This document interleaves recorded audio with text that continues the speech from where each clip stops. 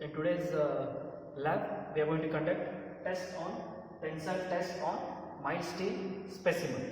In this, we have considered mild steel. It is a ductile material. For tensile test, always you have to consider the ductile material. In this case, we have considered mild steel. This is the given specimen. If you see the specimen, here threadings are done on the specimen. These threadings are done for the grip purpose in the UTM machine, universal testing machine. Okay. Before we start conducting the experiment, initially you should note down some of the things. The diameter of the specimen, gauge length has to be calculated, and the parallel length has to be calculated, or it should be noted. Okay. And before I start conducting the experiment, you should know why the tensile testing specimen is done, or through this experiment what you are going to obtain. Okay. Once you are going to conduct the tensile test on a mild steel specimen, we are going to find out the percentage elongation in the member. When you apply the tensile load on the specimen will elongate. There will be increase in length of the specimen, whereas the diameter of the specimen decreases. You need to find out the percentage elongation in the specimen, and you need to find out the decrease. As I told you, there will be decrease in the diameter. You need to find out the reduction in cross-sectional area, and you need to find out the Young's modulus of the specimen. During the when you start taking the reading, in that you need to once you draw the graph, you need to note down the percentage elongation, and you are going to find out the yield stress, ultimate stress the specimen is going to take, and after that we are going to observe the neck formation in the specimen. After the neck formation, you will see a small crack on the specimen, and that crack will propagates, and ultimately the material will break into two pieces. You need to note down the fracture point, or the load at which the specimen fractures. This is how the experiment is conducted. Now I am going to note down the initial diameter of the specimen. Here, by using the vernier scale, you need to find out the diameter of the specimen.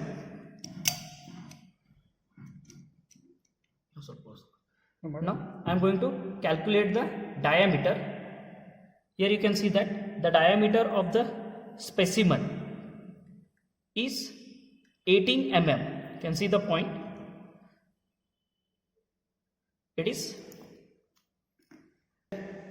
the specimen diameter is 18 mm. You need to note down the specimen diameter as 18. Now I am going to find out the parallel length of the specimen. By using the vernier scale, I am going to find out the parallel length of the specimen.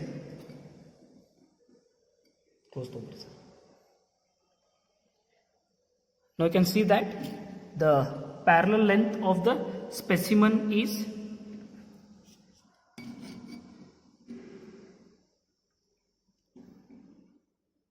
170 mm or 17 centimeter.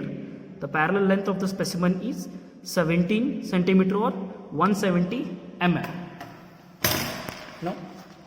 Now this is the sketch of the specimen.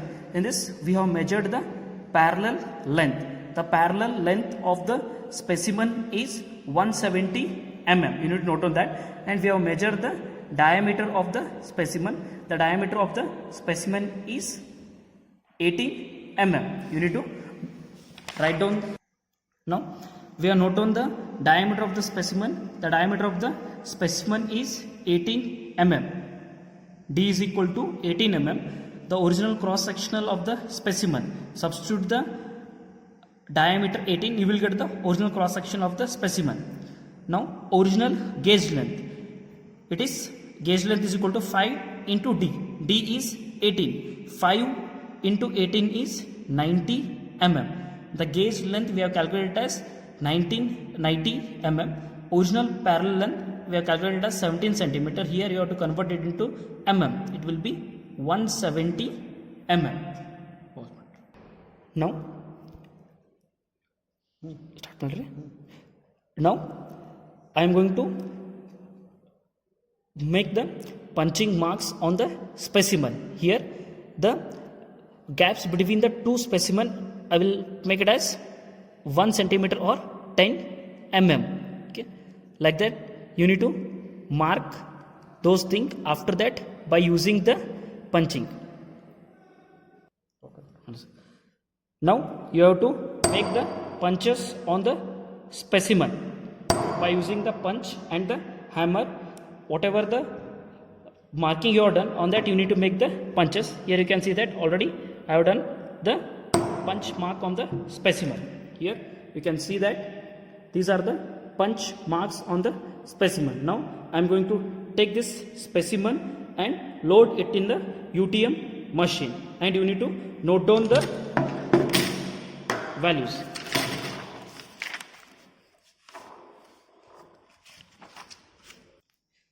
In this tabular column, you need to note down the load. According to the load, how much extension is there in the specimen, you need to note down.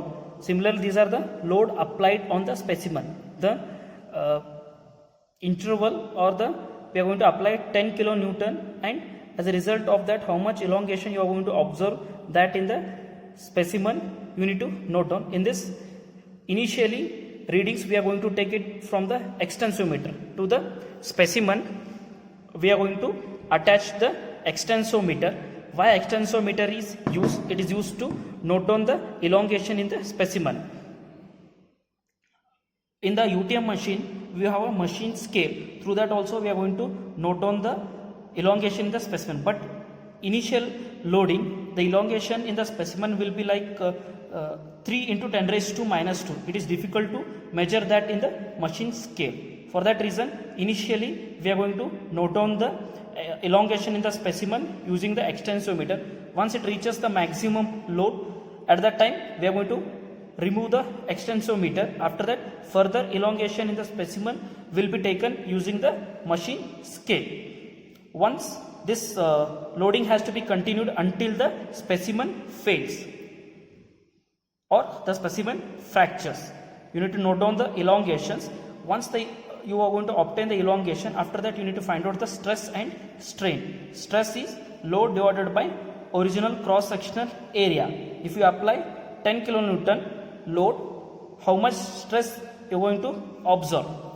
Therefore, stress is equal to load divided by area.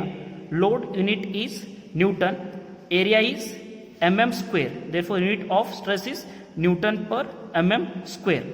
Whereas strain is change in length to original length. This is the elongation, and how much change in length you are going to observe. You know the original length of the specimen. From that you are going to obtain the strain.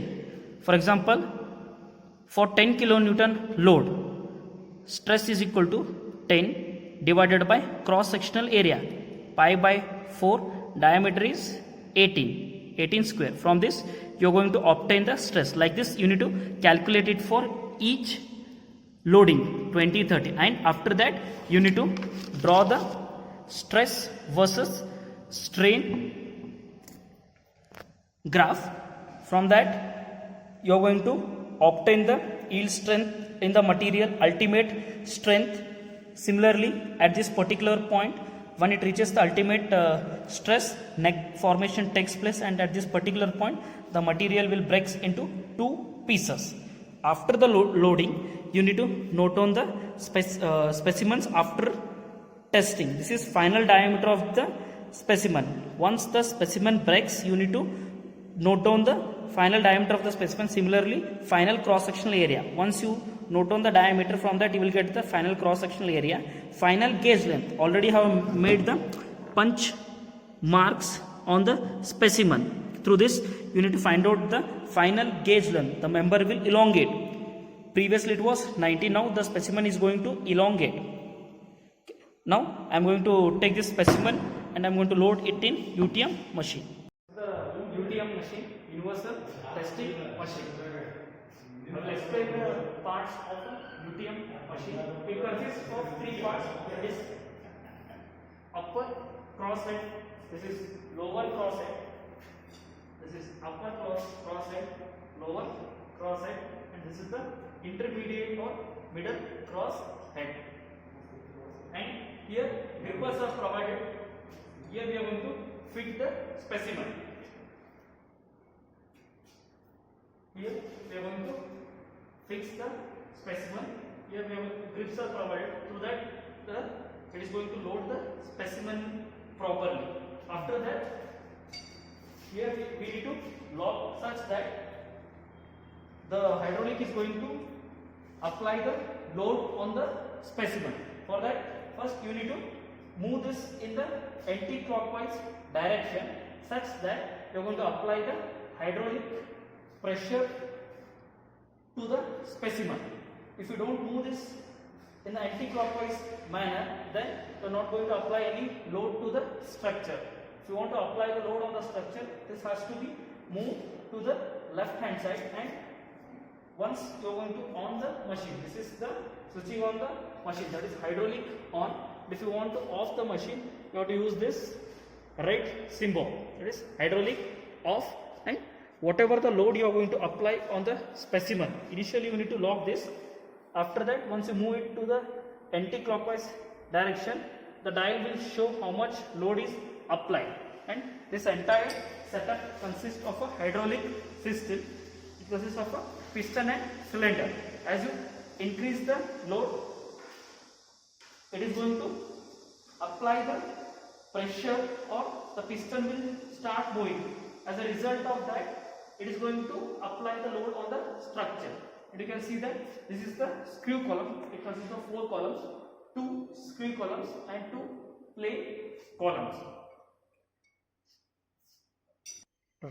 This is the extensometer, which is used to measure the extension in the specimen. As I told you, when you are going to apply the load, initial extension in the specimen will be less, which cannot be measured through the machine scale. This is the machine scale. In this, it's difficult to note down the elongation in the specimen. For that reason, we are going to attach the extensometer to the specimen. If you see the extensometer, initially you need to adjust it to 0. Here you can see that I am adjusting it to 0. Both the dials I am adjusting it to 0. Now I have adjusted it to 0. Now you can attach this to the specimen, and once it reaches the maximum load, after that you have to remove the extensometer. Next, the readings will be taken through the machine scale. This is how the experiment will be conducted. Now in the next video, I will apply the load until the specimen breaks, and I will note down the values. I will show you how to take down the readings.